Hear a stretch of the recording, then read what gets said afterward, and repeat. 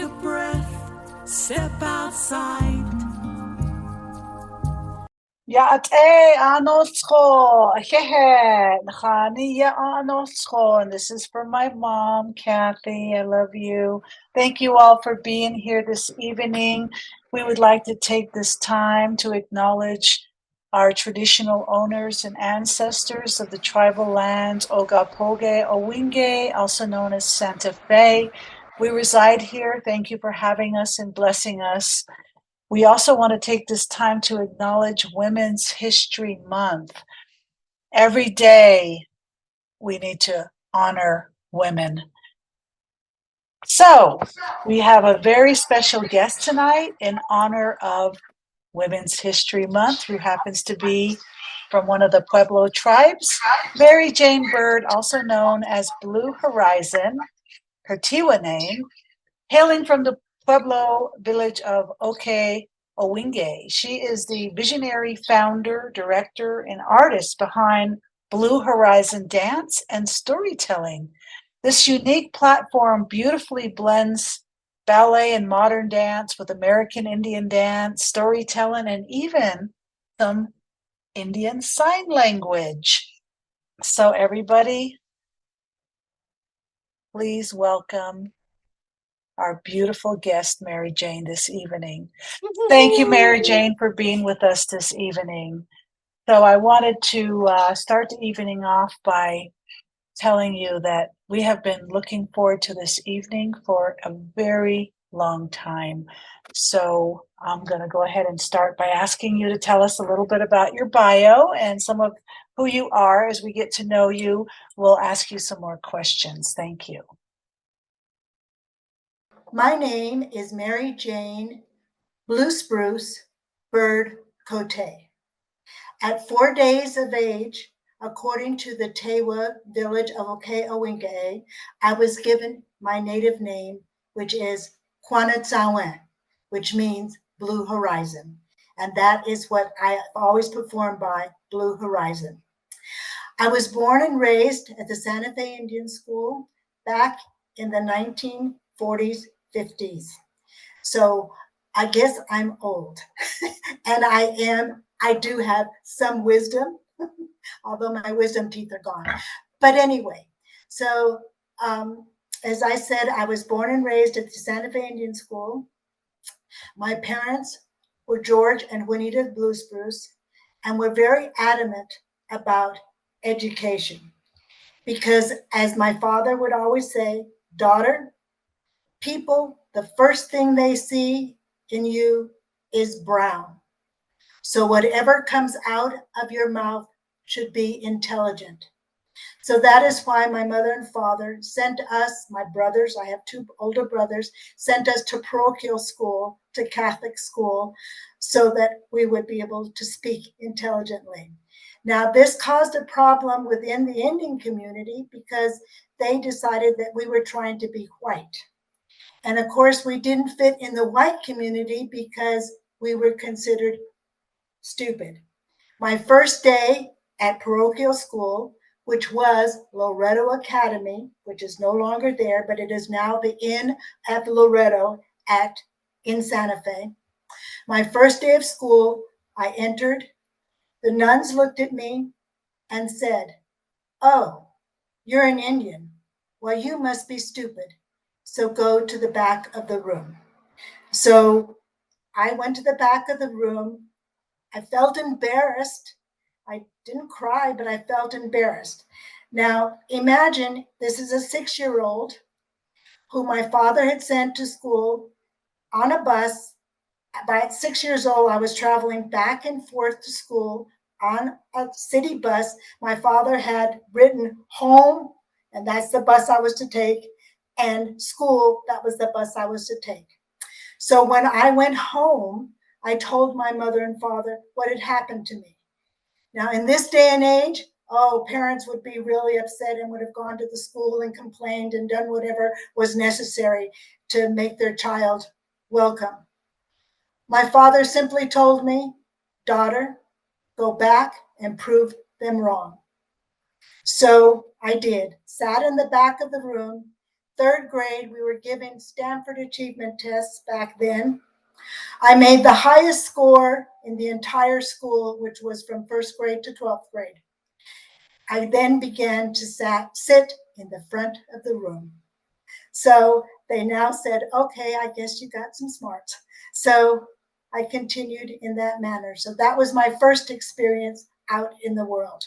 But now back at the Indian school, everyone was saying, oh, you're just trying to be white. You know, you going to a special school, and here we are going to, you know, the public school system. But when you were a product of a parent who was teaching or worked there at the Indian school, you were not allowed to go to the Indian school. So you either went to public school or private school. Most everyone went to public school except for my brothers and I. So we weren't considered being real Indians because we were not doing what all the other Indians were doing. So it was kind of hard, but they didn't realize that we didn't have a television. We didn't have a lot of things. My brothers hunted. We had rabbit, we had pigeons, we had fish, we had deer. And when my uncle slaughtered a cow, we had beef. And when my grandmother slaughtered a pig, we had pork. But we didn't have store-bought food all the time. It was whatever, you know, my folks. And then my family had a garden, so we had vegetables from our garden, and we had tortillas. That was a mainstay. My favorite meal was crackers with water because it was quick enough to fix. And like I said, we didn't have a lot of money, so crackers with water was a good source of food for me. And when I was 6 years old, I went to the movies, where you could go to the movies for 25 cents and get popcorn, candy, and a pop, and go enter the theater, and you could stay all day long. So my father would drop me off on a Saturday, and I'd get to watch all the series and the cartoons and the news. But the special feature that came on was An American in Paris. And I saw these people who were dancing and had noise on their feet, could stand on their toes, could do the weirdest of things. And I thought, that's what I want to do. I want to be a dancer. I want to stand on my toes. I want to make noise. I want to sing. That's what I want to do. So I stayed until the last movie, and my father picked me up, and I told him what I wanted to do, and he just laughed. And I told my mom, and she just laughed. And I told my brothers, but my second oldest brother, who was 10 years older than me, said, that's great. There are no ballerinas. She should be a ballerina. And my folks said, well, we can't afford to send her to school. You know, we send you to private school. We can't afford to send her to dance classes, and they cost a lot of money. So my brother said, I'll pay for it. I'll get a job. So he got a job, and I got to go to dance classes. And there in dance, they didn't care what color I was. All they cared about is, can you do this? Can you do that? Can you point your toe or not? And it's up to you. You either can point your toe or you can't. And I love the fact that it was up to me to do what I needed to do. Not anybody else, just me. And they didn't care the color. And that's how I got into dance and eventually became a ballerina.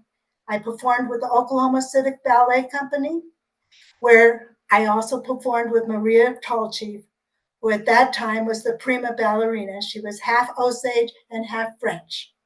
And I got to perform with her. Now, I have studied with master dancers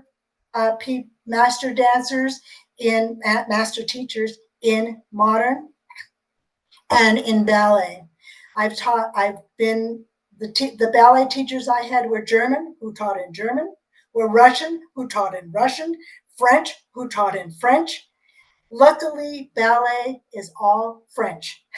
So when they said "deux jetés," I knew what they were talking about because it's French and you know the words. So that's kind of my history of being in dance, and with Blue Horizon Dance and Storytelling, which I developed at Arizona State University, I decided that people needed to know about my culture, but I didn't want to stand there and talk to them about my culture. I wanted to show them my culture. So I had dances called rain dance, which talked about why we have long hair, what it means to plant the corn, to plant the seeds, to let them grow, what all that means. And to be an Indian. My one woman show was called I Am Indian. And in that, it discussed everything about what it is like to be an Indian, but through my form of dance, which was a combination of ballet, modern, and American Indian dance and storytelling. So when I would say, look, I would say, see, which is Indian Sign Language for see, look. And when I would say, my heart, my heart, my heart. So I always spoke of having a strong mind and a pure heart. And with both of those entities, you can do whatever you dream of doing, but you have to work for it. And that's the hard part, is working for it. So many young people today just think, oh, this is what I'm going to do. And then they wonder why they can't do it because something hasn't, it just hasn't happened. That's because you have to work at it. It just doesn't come your way. So, yes, I performed all over the U.S. and I guess my favorite performances was I did 2 performances for the Clintons when he was inaugurated as president. And during that time, the Kennedys came in to watch. And I have never had so many cameras faced at me and clicking back and forth.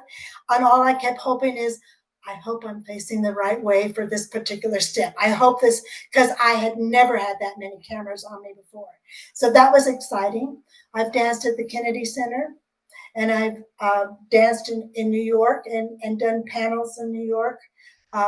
I would belong to what was called the WA Association, which was the Western Arts Alliance. So I did various things for that organization, along with being I had to audition to be on the various what I guess like the Arizona Commission on the Arts, Nevada Commission on the Arts, Virginia Commission on the Arts, New Mexico Commission on the Arts, California Commission on the Arts. All these various Commission on the Arts is how I got a lot of my bookings.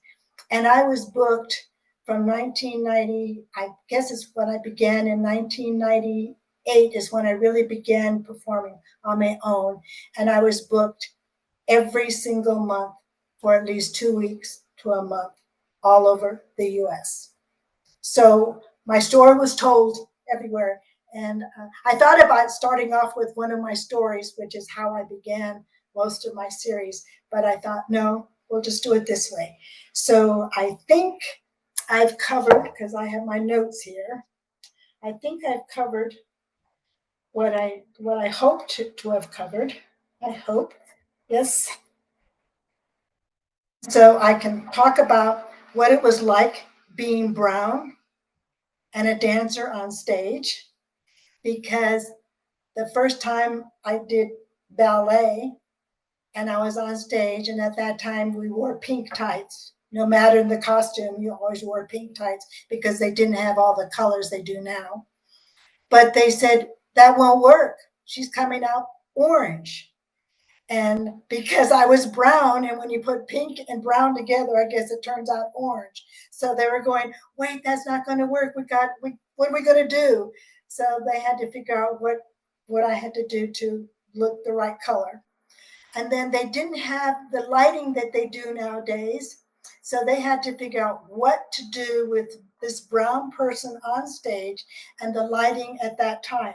Because you have to remember, the lighting at that time was in the 60s, late 60s, early 60s. And so the lighting was not what it was today. And costumes, and they put me in Egyptian makeup because they didn't have my color of brown at that time.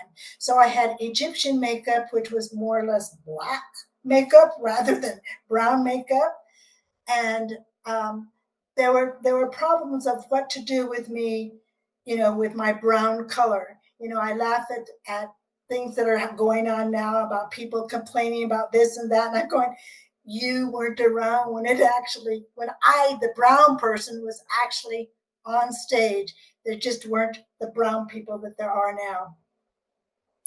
Yeah. Well, I came upon a book by another dancer back in the day named Molly Spotted Elk from the Penobscot Nation, and she was born around like 1904, about the same year as my grandmother from upstate New York, my French grandmother. And I read her book written by Bunny McBride, and I was actually completely blown away about her story and how she came into all of this. But because it was so long ago in the early 1900s that she jumped into the scene, there was a lot of influence about her tribe, the language, their issues on the Penobscot Fire Island. I think it's called Fire Island. And can you talk to us a little bit about some of your like your grandparents and some of like your early Pueblo, some of your Pueblo years in the lands that you were raised on and some of the stories? Can we just touch on that a little bit, some of that traditional influence? As I said, my parents were the first generation off. My mother being from Ohkay Owingeh and my father being from Laguna. And that's why I always say I speak English very well, because my mother spoke Tewa. And there are five. There's Tiwa, Towa, Tewa, Tiwa. So you have to be clear on if it's Te, it's Tewa. If it's Ti, it's Tiwa, and if it's To, it's Towa.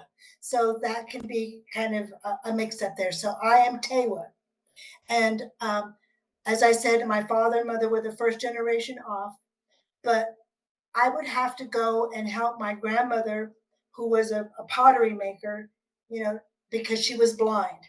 And so we would go under the porch in Santa Fe, which they still sell their wares under the porch. And a piece of pottery about this big, she would be asking $2 for, which of course nowadays would be, $100 or more. And tourists would come by and try and talk her down, like, no, it's 50 cents, and I would have to speak the English for her because she only spoke Tewa.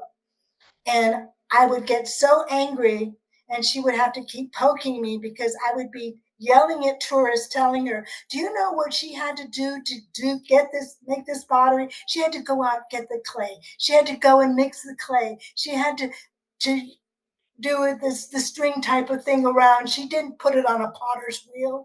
I had to explain all of these things to tourists. And I said, how dare you talk her down to 50 cents from $2, and of course she would poke me because, 50 cents was 50 cents, and so she would sometimes get angry with me.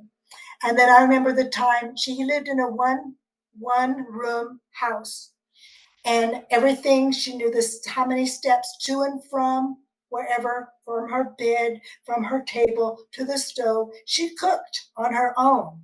And what she would do is, I remember that back then they had nothing but dirt floors. And so we had to, sprinkle the water, sweep it off to get the dirt kind of hard. And my folks had made enough money to get linoleum flooring. So we put it down on the floor and it kept rolling back and we had to put it out. So my dad said, daughter, go out and get some rocks. So we had rocks all around to hold this linoleum down on the floor, But it was fascinating to watch my grandmother. And from her, I guess I learned how important it is to keep things in place. don't move it around, because when you're blind, you can't see, where it is. So you have to put it in the same place all the time so that you know where it is. So as I said, that would happen during the summers. All the grandchildren had to be responsible for taking care of my grandmother, or she would sometimes come and stay with us. And she would try and teach me Tewa, and she would always use my fingers, go, we, boye, yono, ano, si, se, hueve, bueno, ten, So I learned how to count, but I wasn't very good at words, because like po could be fish, could be water, or it could even be a leg. It all depended on the way you put it in a sentence. So I had trouble with that. And my father's language, oh my gosh, everything was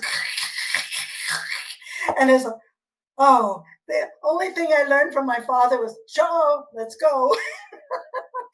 Because that was a nice, and he knew the word for donut, which I wish I had recorded, because it's no longer used, because it would describe the roundness of the donut, the hole in the middle, the sugar on the top, and how it was sweet. So the word was about this long, and I never recorded it. However, I did record my mother. I had her speak the English word, then give it to us in Tewa, and then pronounce it phonetically. So now the Ohkay Owingeh, it, according to my mother, is not spelled correctly. Of course, my mother is long gone, but she spelled it okay, which was O-K-E with a thing over the E. So you pronounced it okay, not okay, but okay. And Owingeh was O-W-E-E-G-E-H,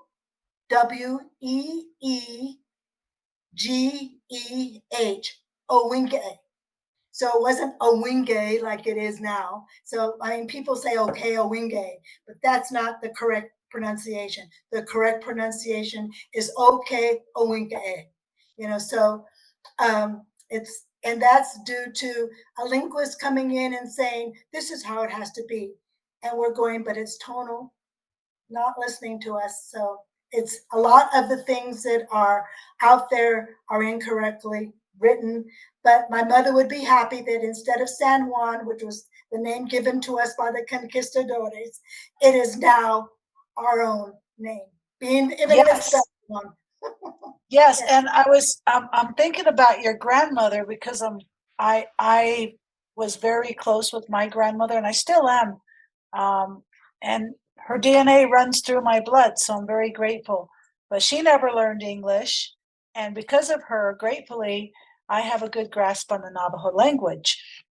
So I was thinking about you saying about the dirt floor, and my grandmother, of course, we were nomadic on Black Mountain, and so the floors were dirt.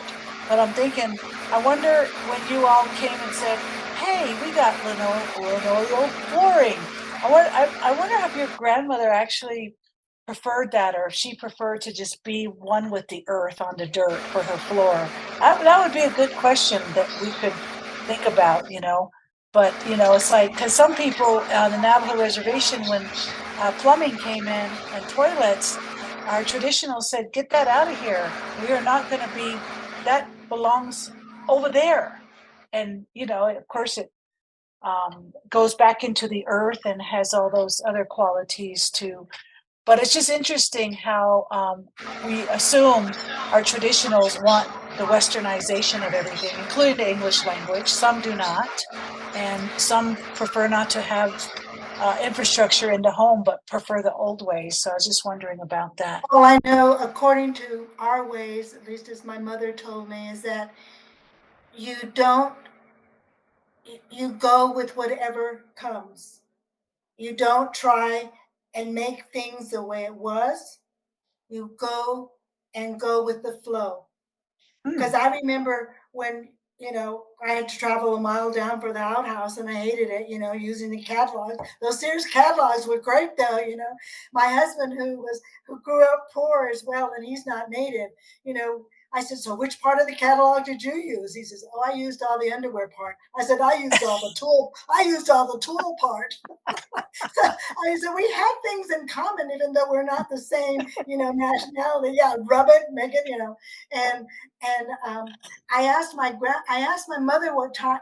I said, before there was like catalogs, what did you use? She says, we used the corn cobs. And I'm going, oh, okay, that makes sense. Yeah, but I remember when the outhouses became these little places alongside the house where they became the indoor toilet, and then I remember when the antennas went on top of the roofs, because television was in now. So I remember Right. all these things taking place, and the dirt roads becoming paved in the reservation. The dirt roads becoming paved. Right. And Right. the one reason I married my first husband was because he had an indoor bathroom. I don't think I ever told him that, but that was the reason. I thought, wow, he's got to be rich. He's got an indoor bathroom, whereas we were still going to the outhouse. Better marry him. Look, he's got an indoor bathroom. Yeah. That's So, wonderful. yeah. So, Well, that's beautiful that you have those memories. They're here. And my best memories are on Black Mountain up a 26-mile dirt road to a place called Oak Ridge on top of Black Mountain, and having a can of sardines with some Tabasco sauce and saltine crackers was just like, can I just not have to share this? Because it's just like, no, you have to share it because, it's one can of sardines and one thing of the saltine crackers. And it's like, and so I just have great memories of that. So anyways, so back to your dance career. Where did you get your inspiration to become? I imagine learning how to be a ballerina, you have to learn technical stretches and moves. Like, how do you stand on your toes? I mean, like that. It's like, yeah, you have to be how did that strong. work? Um, Luckily, I've been very strong, and I actually was put on point when I was 8 years old. If that's something you do not do, you usually do not put a child on point until they're 12 and have been dancing at least anywhere like 8 years or more, because you need to develop strength.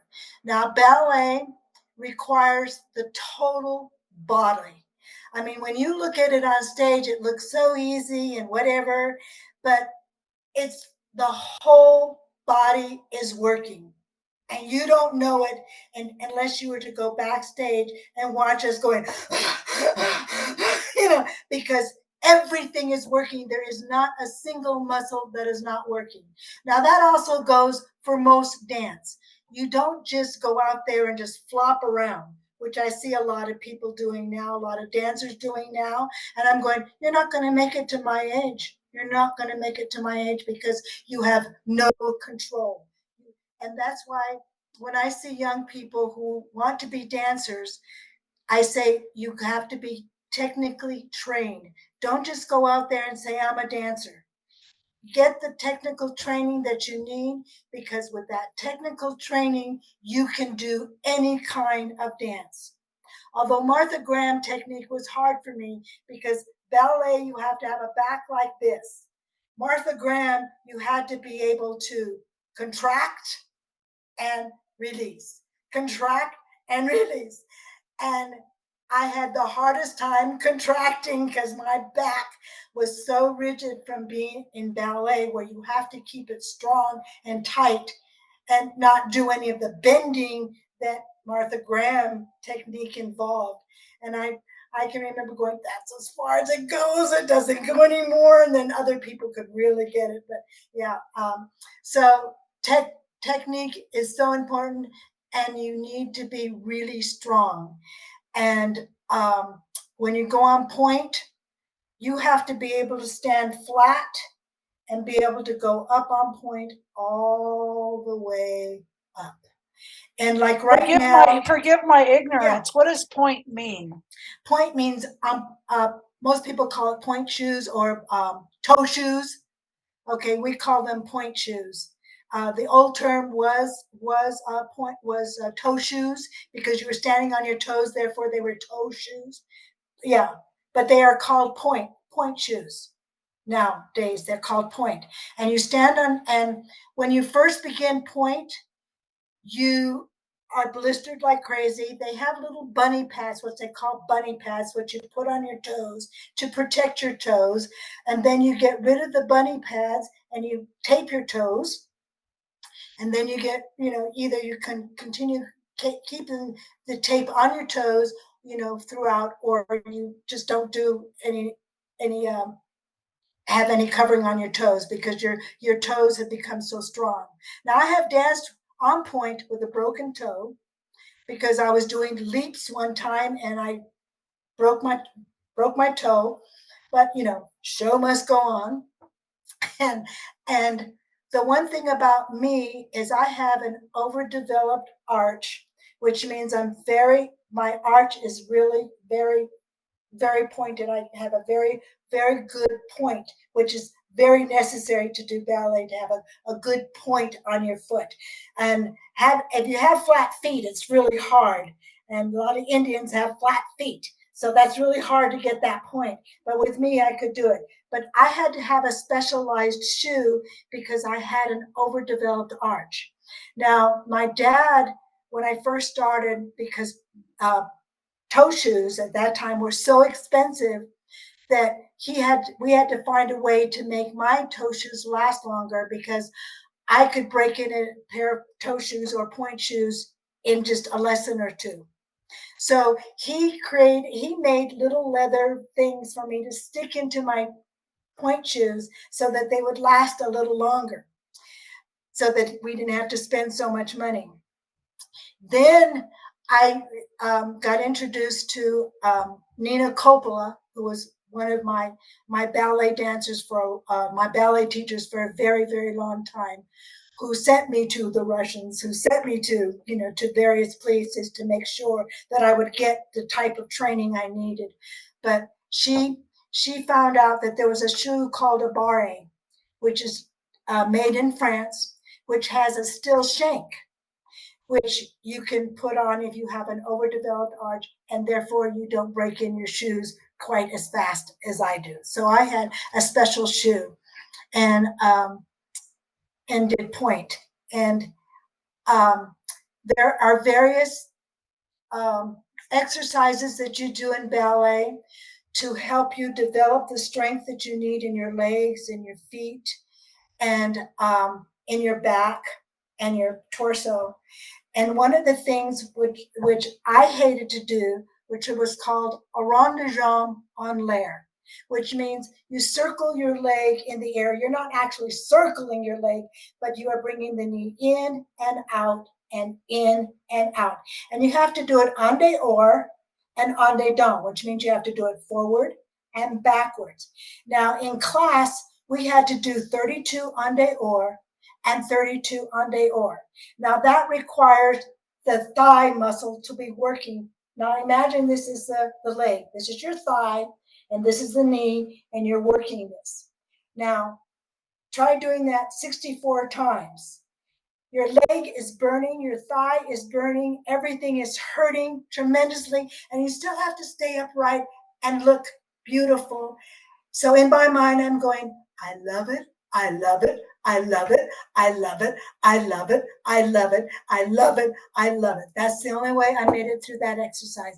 That to me was the hardest of all exercises to do. And that's kind of the Russian technique. They make you do things over and over and over till it hurts so badly that you don't think you can do it anymore, and then you do it again. That's their method of training, or used to be their method of training. I don't think it is that way anymore, but that's when I had the Russian technique, that's how I was taught.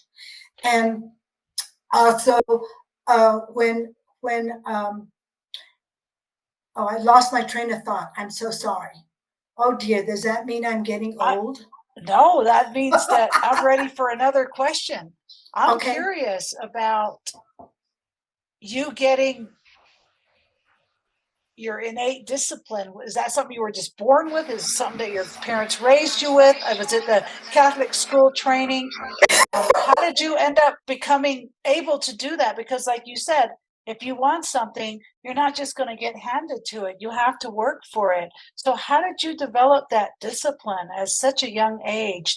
Is it just, it was a passion for you? Because obviously it must have been arduous and painful. I loved it so much that I knew that in order for me to progress, I would have to do certain things.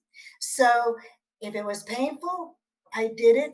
And, there was always the correction. My teachers mostly taught with a cane.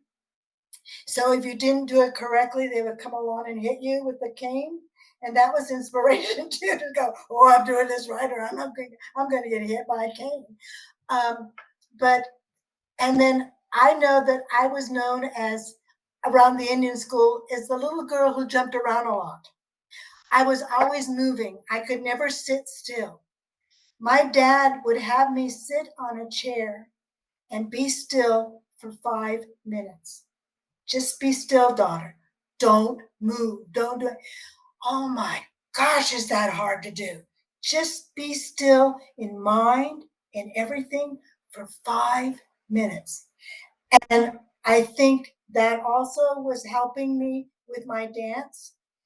But I think I loved dance so much and I wanted it so badly that I would do whatever was necessary to make myself, if they wanted 3 turns, my gosh, I was going to be able to do 4. If they wanted my leg this high, my gosh, I was going to get it up there. I made my body do things. And luckily, my first dance teacher told me that I really didn't have a dancer's body. But these are tricks she gave me so that I could have that dancer's body. She knew anatomy.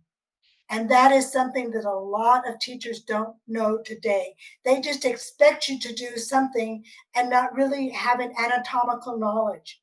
So she knew what my body could do and what it couldn't do. And she would say, now do this, but in order to make it look higher, you can do this with your body. So she was really in tune with my body and what it could do. And I had long legs and long arms. She said, those you put to use. You make people think you are 6 feet tall. Lengthen those arms, lengthen, be tall. And she taught me, all about that. So I became, as a teacher, very anatomically minded, knowing that, okay, can do this or can't do that. How can I help them attain what they need to attain? Because you have to know your body. If you don't know your body, then you throw yourself around. That's right. That's right. Gosh, so many questions running through my mind about you being the student and the acquisition of all of this with the technique and the teaching and the discipline and the role models that you aspire to be like. And then they say that a ballerina's life is this X amount of years when the body, you just can't do this for 40 years. But after that part of you is like, okay, I've had enough. And then you go, okay, what am I going to do? Education wise, can you talk to us a little bit about what you decided to do when you needed to do something else to support yourself? I was of the belief that when I went to an audition, there wasn't a type of dance that I wasn't going to be able to do. If they wanted me to do flamenco, I was going to be able to do flamenco. If they wanted me to do tap, I was going to be able to do tap. Whatever they wanted me to do, I was going to be capable of doing it. So I took every type of class there was. Whenever there was an opportunity to take a new style, I took it. And because I did not want to be turned down for any auditions. And my father was adamant about education. As I said, they promoted education because they wanted us to be able to continue in this new world that now existed and to come back and possibly help those who are still being held back by our race. Now, my oldest brother became the first American Indian dentist in the United States. My other brother became one of 19 full-blooded Indian physicians in the United States, and I became the first full-blooded ballerina. So, I'm full-blooded Indian. There's not a speck of me that isn't. So therefore I had to prove to myself that this brown person could do whatever they asked. But I had my father's words in the back of my mind always: daughter, you need to be educated. You need to be educated. So when I went away to college, I applied to 7 schools that had dance as in their curriculum. So I thought, okay, I can get a dance degree here. Well, the only one that I could afford, and here's another thing. When I first went to Oklahoma College for Women, which is the only place I could afford, I didn't have any money to go to school. My brother, Burl, who was the physician, had me practice because he and my mother took me to Oklahoma College for Women, which was in Chickasha, Oklahoma. And he says, now repeat after me. He called me Fathead. He had nicknames for everybody, as most Indians always have nicknames, right? Well, my nickname was Fathead. And he said, now, Fathead, repeat after me. You're going to the dean's office and you're going to say, I have no money, but I want to go to school. Now repeat after me. I have no money, but I want to go to school. And I did that. They dropped me off. I didn't have toothpaste, toothbrush, soap, nothing except dance clothes and, the few clothes that I had. I had 1 suitcase. That was it. So Monday morning, and I noticed everybody was, when they were unpacking in the dorm, they had all this stuff like toothpaste, toothbrush. But oh my gosh, I don't have any of that stuff.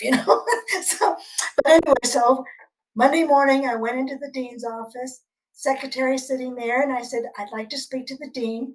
And she says, do you have an appointment? I said, no, but I really need to speak to the dean. And she says, okay, he's got some time. So he went in there. I sat down and I said, I have no money, but I want to go to school. His face, I can still picture it, was like, you gotta be kidding. And he says, what? I said, I have no money, but I want to go to school. And he says, have you ever been accepted here? And I said, oh yes, I've been accepted. I said, I've been accepted at 7 different schools, but this is the only one I think I can afford. He said, but you have no money. I said, I know, but I can work. I can do whatever. So he digs in his desk and he pulls out this. He says, I have this thing here that's called a war loan. He says, it will pay for your tuition. He says, but you're going to have to pay it back. I said, fine, okay, I'll pay it back, because I'll get a job. I'll pay it back. So I went to the drive-in across the street and became a car hop, and would get money through there, peel potatoes, go to the car hop. And then one of my dance teachers says, I have a job for you. She says, it will pay you $100 a month. Now think, 1962, $100 a month, that was a lot of money. And I said, what do I have to do? She says, you have to wash the towels, fold the towels, and hand them out to all the PE people as they come through. And I said, that's it? She says, yeah. And I said, can I study along the way? And she says, oh, sure. So I thought, wow, am I lucky? So that's how I afforded to go to college, was working in the PE department, washing towels in the machine. I didn't have to do it by hand, thank goodness. Right, right. My mother washed all our clothes by hand on the washboard. That is wonderful. That is wonderful. Well, we have time for one more quick question. So our theme this year is from one of our board members, Nicole, and she's from the Lumbee tribe. And she's also an artist and a very educated woman. And so she says, this is coming from her, ancestrality. They whisper me through. So it's a play with words, and everybody can, as Shakespeare said, comprehend that to whatever they want it to mean to them. So what is ancestrality, they whisper me through, mean to you? Okay, that question, I'm going to make a quick statement that I have both my bachelor's and master's in dance from Arizona State University. I managed to Yay! follow my father's dreams. I do have an education. You have a Now, master's. I have a master's in dance, yes, and the bachelor's. Of course, you have to have a bachelor's to get the master's, yes, yeah.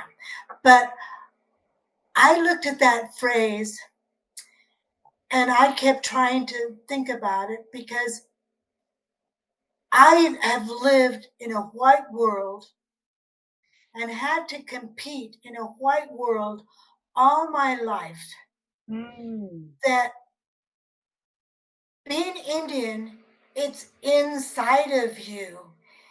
It doesn't necessarily come from my ancestry. I mean, yes, it does, but I'm Indian.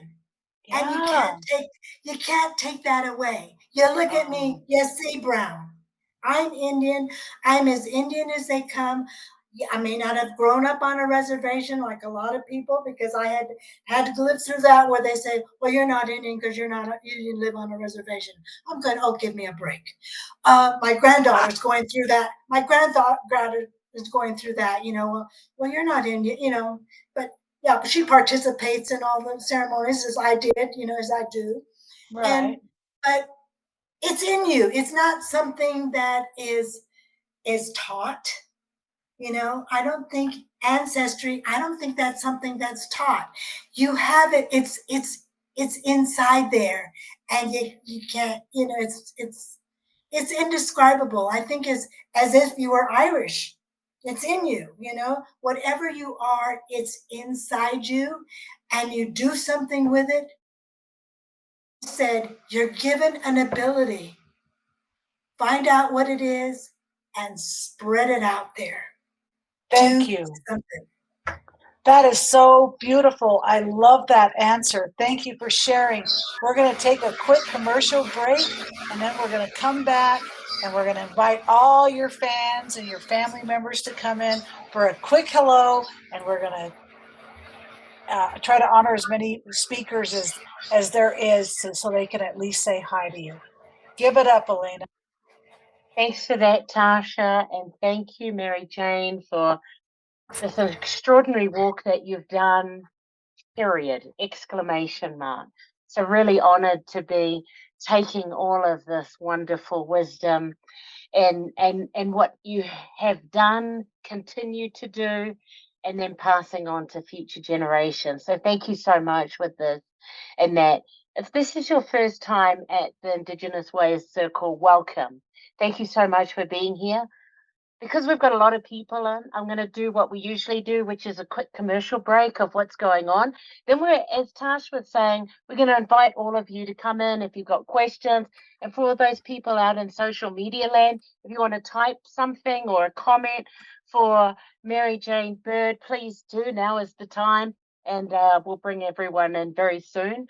So what's happening next month? The Wisdom Circle happens every month, same time, same channel. So the third Wednesday of each month. So next month on the 17th of April, we have the beautiful Dakota Beavers.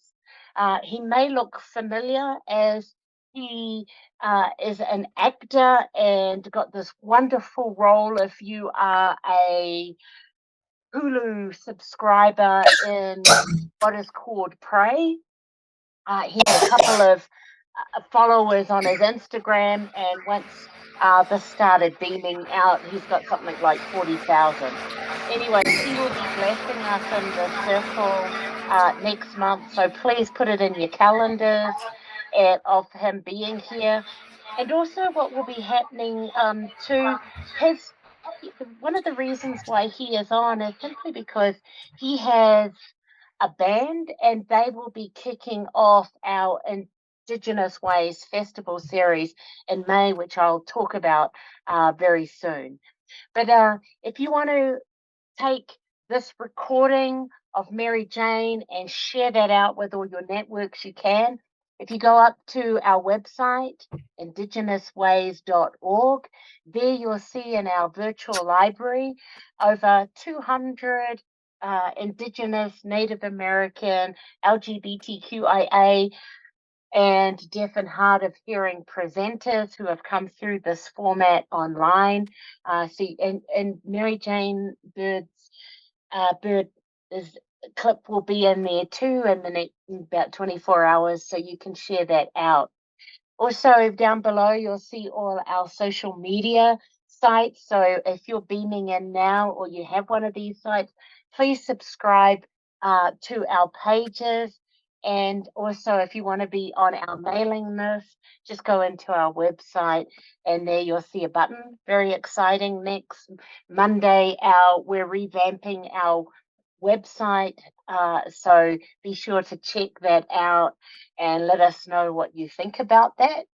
And then all of this is possible because of our sponsors, the National Endowment of the Arts, the City of Santa Fe Arts and Culture Department, as well as the Santa Fe Community Foundation, Native American Advised Fund. And as you can see, we've got Mariah, who is here doing ASL interpreting, as well as Chris Essiano Garcia, who is here making access available. We have had those services available when we started the 1st of April 2020. I want to acknowledge our amazing board members who are here, Michelle Redman, our beautiful president, as well as Homer Hubble and others who are online. Thank you for your support. Also, all of you being here now, making this possible. And as I was saying before, our festival series, so save these dates. Our first one will be the first Friday of May, and thereafter in June and also in August. When we started doing our online events, we gained a worldwide audience, gathering family. So these events are in person and also hybrid live broadcasts. So if you're not here in Santa Fe, New Mexico, or you want to book and come to one of these amazing events, if you're not here, you can also beam in so you're not missing out on that. You can go to our website as well to find out more information. Big thanks to the beautiful Destiny Rushing, also the RTM team, and also the Open Tomorrow, who have made all of these things on the back end amazing. And then, if you're able to donate, we've got our wonderful PayPal, Venmo, and also a link on our website. Or we have our snail mail, which is also very possible as well. So making all of the programs that we do free ASL interpreters, so everyone has access to that. So on that beautiful note, what I'm going to do is encourage everyone to turn on their video screens if you're able to. And then what's going to happen is Tasha's going to go around and take it from here. Thanks, Tash. Thank you very much. And awesome show, MaryJane Bird. Thank you very much. I'm going to pass it to Reverend Ananda Ray. Would you like to say some words? I can't hear you. So good to see you and hear your story again. And I just wanted to share with everyone what the imprint that you made on your students, because I started studying with MaryJane when I was 15, as in her high school class, modern dance, which is an amazing experience, absolutely changed my life. She was not just great sister, but a great mentor as well, really teaching us how to be a good person. She would have these potlucks at her house, and she would have all the students over, and I babysat for Starlight, and Jane was the best woman in my marriage when I got married. It was like we really created a sense of family, those who studied with her, and she formed what would become my life. I became a dancer. I My whole life has been dedicated to dance, all because of you, MaryJane. So I can't tell Let you. them know that you're Native as well. Yeah. And didn't know that at the time. Right, yeah, exactly. Because my theory was I train dancers. If you become a dancer, great. If you don't, that's just fine. But I train dancers. Yes, what a beautiful thing. And you changed lives. Yes, thank you Thank you. very much. I'm going to let somebody raise their hand if they want to say hi to MaryJane. Raise your hand and I'll call on you. Hey, Margie. Okay, let's go with Margie. I can hear you now. I was a student of MaryJane's in college when she first got her, she was going for a master's degree and you were teaching some of our classes. And I was fortunate to be in one of her classes. Being from a Mexican-American background, it was very much of an inspiration for me to have a brown teacher as well. And so I could identify that, and I knew that I could do something too with the love that I had when I was just being introduced to dance. I was an athlete in grade school, and just going into dance was natural for me. My path was to be a high school teacher. I did that for 30 years. And MaryJane's teaching style and passion and personality was very much of an influence on me. I often enjoyed the fact that she would take some moments to, as she was teaching a lesson, she had a personal experience to augment that lesson. And that was very much something that I took with me. So thank you, MaryJane. And we've continued to be friends and stay in touch all these years. And I appreciate that. Yes, and you just had to have a soup pie. Yes. Yes, I did. Yeah, we are athletes. We are those dancers who prove that dancers can be athletes. Yes. Yeah. Yes. All right. Thank you so much, Margie. That's awesome. Okay, anybody else want to say something? We got enough time for one or two quick ones. I do. Okay.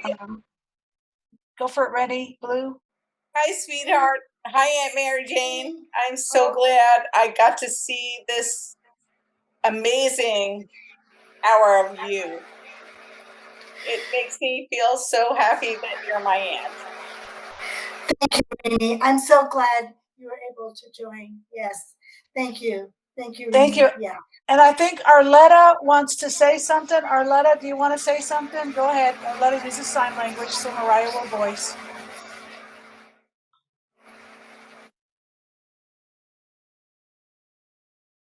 There's not many Native American dancers that can go on point. So I'm really amazed. Because again, there's just not many. It's so impressive.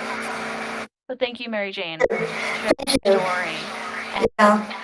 It's because it takes a long time to and I'm sure you have to rest a lot, right? You've got to rest often after all of that practice, no right? Rest and dance.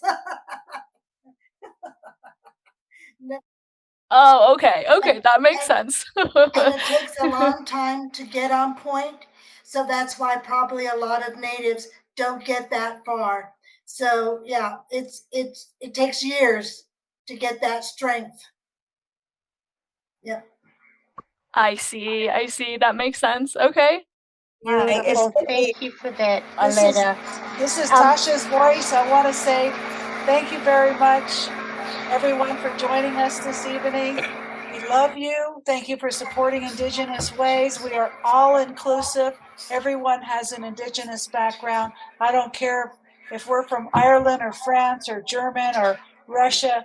Before colonization, we all were collective groups. So thank you all for being here. And please join our website, IndigenousWays.org. Click at the bottom home page, put your name and your email. We email once a month, very short information.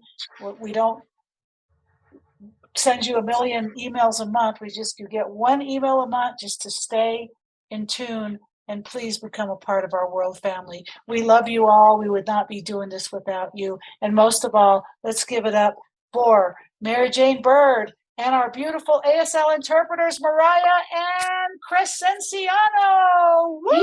And can I say thank you Yes. to all of you I know who joined, who joined, and I want to say thank you for joining and giving me this support. Thank you so much, everyone. Thank you.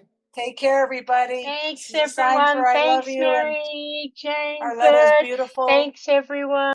Touch the earth.